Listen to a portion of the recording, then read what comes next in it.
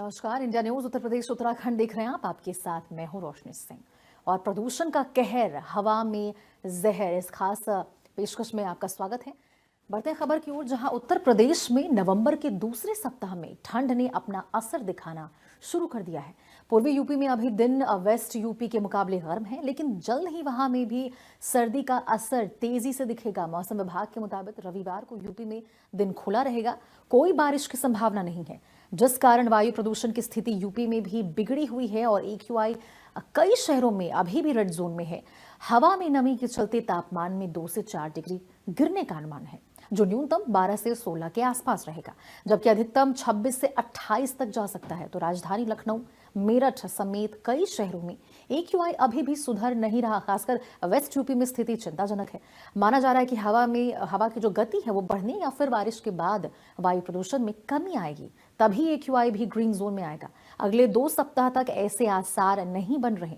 केंद्रीय प्रदूषण नियंत्रण बोर्ड के आंकड़ों के मुताबिक प्रदेश में ज्यादातर शहरों का AQI अभी रेड जोन में बना हुआ है। इसकी बड़ी वजह PM 2.5 और PM 10 की बिगड़ी हुई स्थिति है। तो इसी कारण धुंध बनी हुई है। राजधानी लखनऊ में कुछ सुधार करते हुए यहाँ AQI 200 से नीचे 198 पहुंचा है, जबकि पड़ोस में कानपुर 256, आगरा 128, वाराणसी 54, मेरठ 318 AQI दर्ज किया गया, जो बेहद खराब है। इसके अलावा वेस्ट यूपी में ज्यादातर जिलों में AQI अभी रेड जोन में है या उसके आसपास मापा गया है। तो इस प्रकार से जो सांसों पर संकट है वो लगातार मंडराता हुआ नजर आ रहा है और पूरी राजधानी धुएं के जो चादर है उससे ढक चुकी है और लोगों को सांस लेने में दिक्कत हो रही। तो हर साल की कहानी वही, प्रदूषण जिसका कोई सॉल्यूशन नहीं।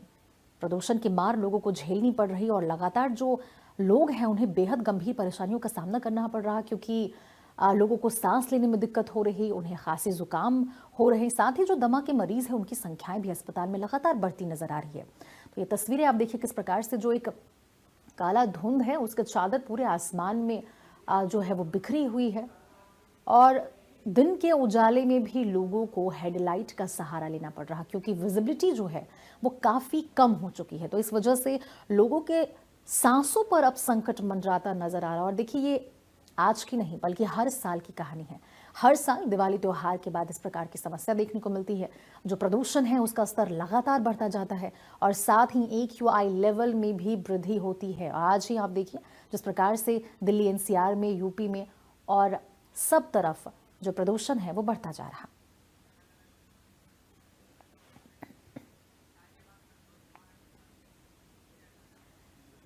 तो अलग अलग जिलों से हमारे साथ हमारे संवाददाता जुड़े हुए हैं। सबसे पहले हम गाजियाबाद संतोष कुमार के पास चलेंगे।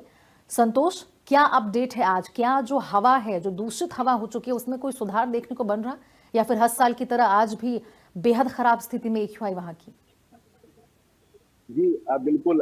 तो जैसा कि आपने अभी बताया ऐसा ही स्थिति है। आप पूरे NCR की अगर बात करें तो नोएडा सबसे आगे है और दिल्ली दूसरे नंबर पे है, तो गाजियाबाद तीसरे पायदान पे खड़ा हुआ है। यहाँ का जो अभी AQI लेवल है वो 450 पार कर गया है, परंतु जो सेंट्रल का जो प्रदूषण नियंत्रण बोर्ड है वो और जो स्टेट का है, दोनों के आंकड़े में अंतर है। सुधार की बार बार जो है आंकड़े बताए जा रहे हैं कि सुधार हो रहा है, परंतु जिस तरीके से पिछले 3 से 4 दिन में यहाँ जो धुंध की जो चादर छाई हुई है उससे लोगों का जो है यहाँ पे जीना दुश्वार हो गया है, क्योंकि ये बहुत ही प्रदूषण जो है लोगों की आंखों में जलन करता है। लोग बाहर खड़े नहीं हो सकते हैं। जहां जहां पे जो है कई जगह पे अभी यहाँ पे कूड़ा भी जलाया जा रहा है और अभी भी जो है इस पे कहीं कंट्रोल करने के लिए अधिकारी सिर्फ पेपरों में काम कर रहे हैं, जो कि धरातल पे कहीं पे काम नजर नहीं आ रहा है। बहुत सारी इकाइयां हैं, क्योंकि गाजियाबाद में ऐसी ऐसी इकाइयां भी हैं जो प्रदूषण फैलाती हैं, उनपे भी अभी तक कोई कार्रवाई नहीं देखी गई है। चाहे वो किसान हो, यहाँ पे देहात क्षेत्र में मेरी मौजूदगी इस समय गाजियाबाद के लोनी में है, जो दिल्ली से बेहद सटा हुआ है। जो स्थिति यहाँ की लोनी की गाजियाबाद की बात करें तो सबसे ज्यादा भयानक लोनी में है और यहाँ पे देहात क्षेत्र में आता है ये लोनी। और लोनी में जो किसान है वो भी कहीं ना कहीं जो अपने खेतों में खरपतवार खड़ा है वो भी जला रहे हैं और भी प्रदूषण बढ़ रहा है। लगातार प्रदूषण की चादर जो है, धूप निकली हुई है लेकिन धूप वो जो ऐसे सूर्य को भी ढक दिया है प्रदूषण की चादर ने। ऐसी स्थिति यहाँ पे बनी हुई है। लोग जो है घर से निकलना लोगों का दुश्वार है। लोग जो बुजुर्ग हैं, जो पहले से सांस के मरीज हैं, उनके लिए जो है भयानक स्थिति हो गई है और अस्पतालों में भी लंबी लंबी लाइनें इस कारण से देखी जा रही है। जी हमारे साथ हापुड़ से संजय त्यागी जुड़े हुए हैं। संजय जी, ये हर साल की कहानी है। जब भी दिवाली का त्योहार होता है उसके बाद यही स्थिति देखने को मिलती है। उसके बाद भी सरकार की ओर से क्या नए कदम उठाए जा रहे हैं? क्योंकि कल भी हालत खराब थी, आज भी हालत खराब है, और मौसम विभाग की ओर से ऐसे कोई हाल के दिनों में ऐसी कोई जानकारी निकल के नहीं सामने आ रही कि प्रदूषण के स्तर में कमी देखने को मिल सकती है। तो सरकार क्या नए और ठोस कदम या नियम कानून और ला रही है ताकि इस प्रदूषण को कंट्रोल किया जा सके? जी, जी। अगर हापुड़ की बात करें तो हापुड़ का इस समय एक्यूआई जो है, हापुड़ रेलवे स्टेशन के आसपास जितना भी क्षेत्र है वो देहात का क्षेत्र है, खेतों का आसपास का क्षेत्र है। तो इस समय यहाँ पर लगभग 280 के आसपास एक्यूआई चल रहा है। और हापुड़ की अगर आनंद विहार की बात चले तो वहाँ 300 पार कर चुका है। और अगर बात करें कार्रवाई की तो अब अधिकारी जो है अपने रुख को दिखाना शुरू कर दिया है, सख्ताई चालू कर दी है।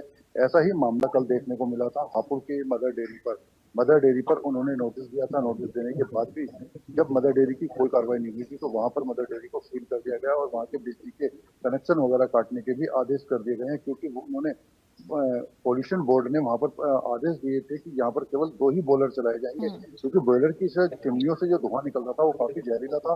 और उस जहरीले धुएं होने की वजह से केवल 2 बॉयलरों की चलाने की परमिशन वहां पर मिली थी, लेकिन वहां पर बॉयलर 3 चलाए जा रहे थे। इसको देखते हुए वहां पर सारी कार्रवाई की गई और उसको परमिशन नोटिस दे दिया गया कि इसको यहाँ से सील कर दिया जाएगा, पूर्ण रूप से बंद करी जाएगी। लेकिन प्रोसीजर लंबा है, उसमें अभी क्या चल रहा है। अगर बात करें और फैक्ट्रियों की या कंपनियों की, उन पर भी धीरे धीरे कार्रवाई शुरू हो गई है।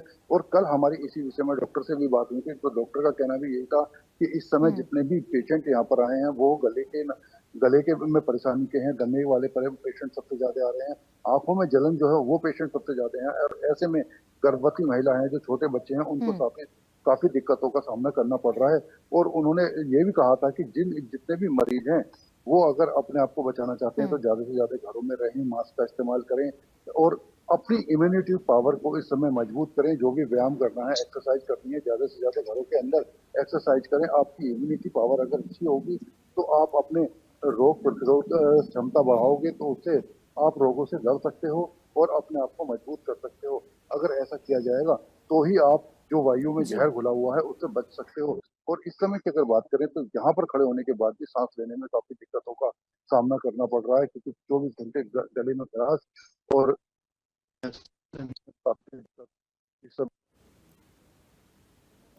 चलिए, अली खान हमारे साथ नोएडा से जुड़े हुए हैं। अली, क्या अपडेट है? क्या एक्यूआई दर्ज की गई है वहां पे? वहां भी ऐसे ही जहरीली बनी हुई है हवा और लोगों को सांस लेने में और काफी परेशानियों का सामना करना पड़ रहा है? बिल्कुल, नोएडा के एक्यूआई की अगर बात करें तो नोएडा का एक्यूआई अभी 412 के आसपास दर्ज किया गया है, जो बेहद ही खतरनाक श्रेणी में आता है। इस समय नोएडा के सेक्टर 62 में मौजूद हूँ, यहाँ का एक्यूआई 412 है। अगर अलग अलग जगहों की बात करें तो तमाम सभी जगहों का एक्यूआई 400 के आसपास दर्ज किया गया है। तो बेहद नोएडा का एक्यूआई दर्ज करा जा रहा है। टाइम रिपोर्टिंग कर रहा हूँ। मैं आपको बता दूं कि गले में खराश और आंखों में जलन जैसी समस्याओं का सामना हमें खुद भी करना पड़ रहा है। तमाम अलग अलग स्वास्थ्य विभाग अलग अलग निर्देश जारी कर रहा है कि अगर आप गर्भवती हैं तो घरों से बाहर ना निकलें, कोई बहुत जरूरी काम है तभी घरों से बाहर निकलें, अन्यथा ना निकलें। वहीं स्वास्थ्य विभाग के जो डॉक्टर्स हैं, हमारी बात हुई, उन्होंने भी कहा कि अगर आप एंटी के स्पेशलिस्ट ने बताया कि अगर एंटीऑक्सीडेंट्स का ज्यादा से ज्यादा इस्तेमाल करें, पानी ज्यादा से ज्यादा पिए, सुबह सुबह शाम गर्म पानी पिए, गार्गल करें और घरों से बाहर जब आप निकल के घर में वापस आते हैं तो अपनी आंख ठंडे पानी से जरूर धोएं।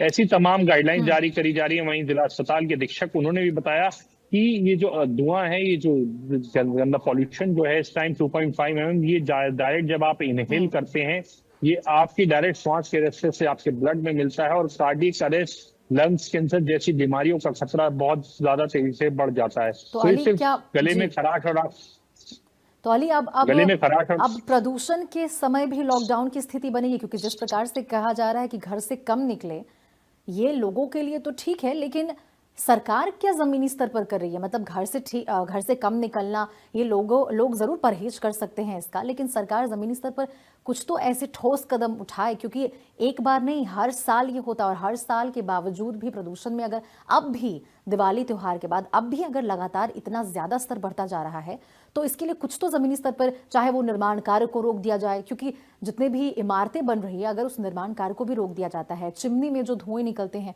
उससे भी अगर रोक दिया जाता है उस कार्य पर, या फिर अगर कोई कर रहा है तो उस पर कार्रवाई हो, तो भी कम से कम कुछ तो कंट्रोल किया जा सकता है इस प्रदूषण को।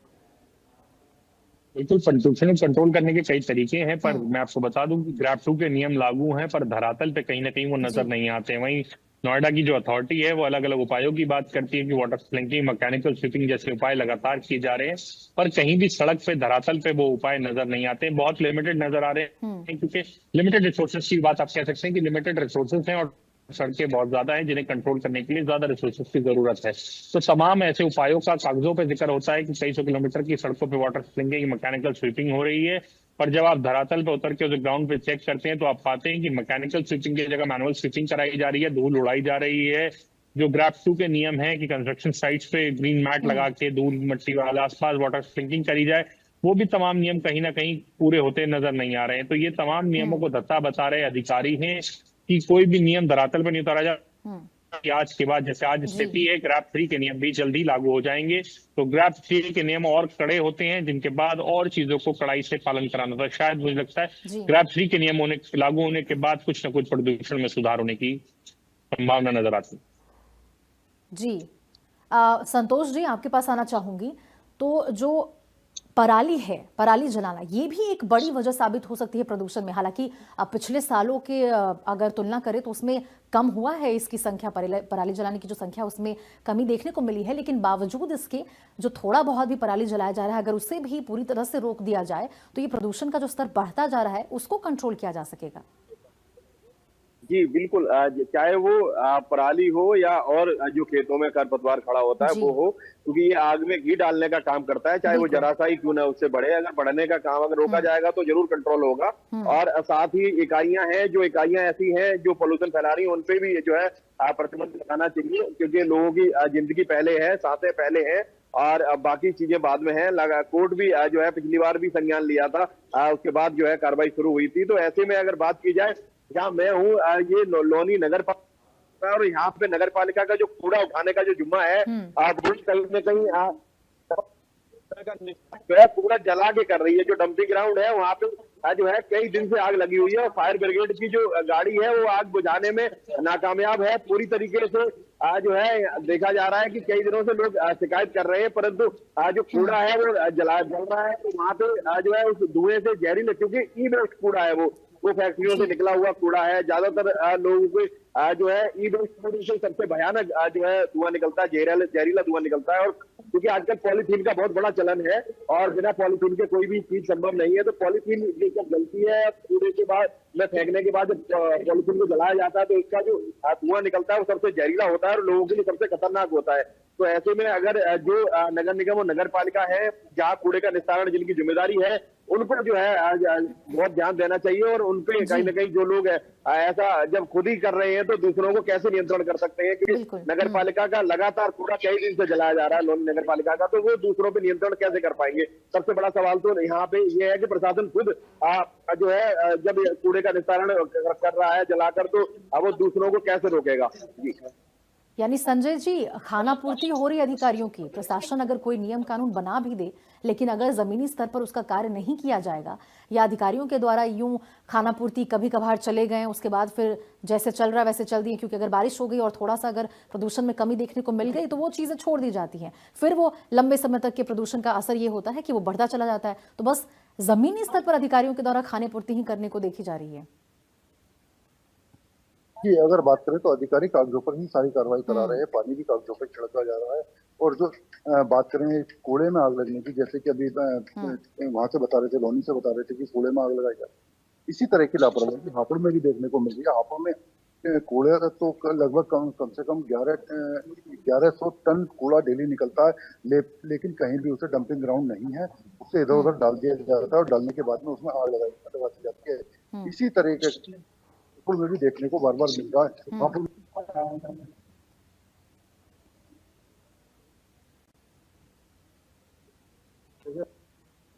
जी, चलिए अली खान जी, ये बताइए कि सरकार जो कर रही है या अधिकारी जो कर रहे हैं वो तो ठीक है, लेकिन अब लगता है लोगों को भी जागरूक होने की जरूरत है, अपनी जिम्मेदारी समझने की जरूरत है, क्योंकि अपने परिवार को सुरक्षित तो आखिर उन्हें ही रखना है।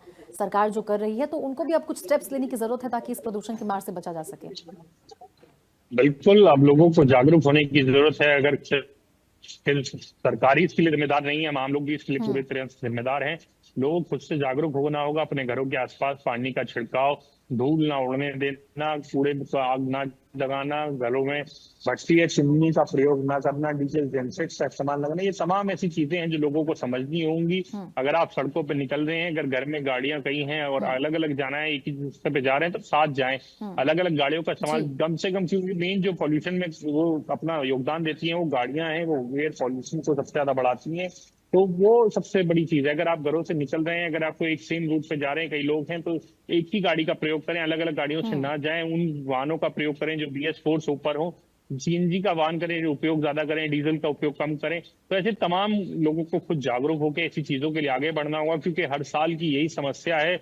हर साल अक्टूबर के महीने के बाद से, दिवाली के बाद से लगातार यही परेशानियों का सामना करना पड़ता है, AQI बहुत ज्यादा बढ़ जाता है। तो ये इन समस्याओं को निस्तारण के लिए लोगों को खुद भी आगे आना होगा, खुद की जिम्मेदारी को समझना होगा।